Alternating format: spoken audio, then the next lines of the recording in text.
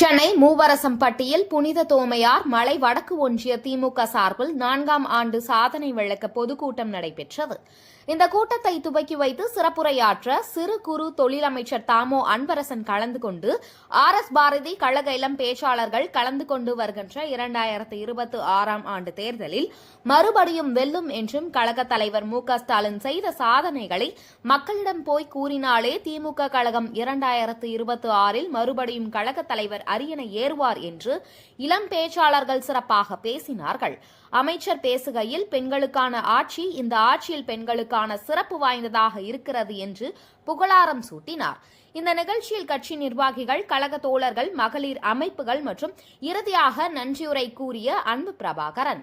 இந்த சிறப்பு வாய்ந்த பொதுக்கூட்டம் வெகு சிறப்பாக நடைபெற்றது.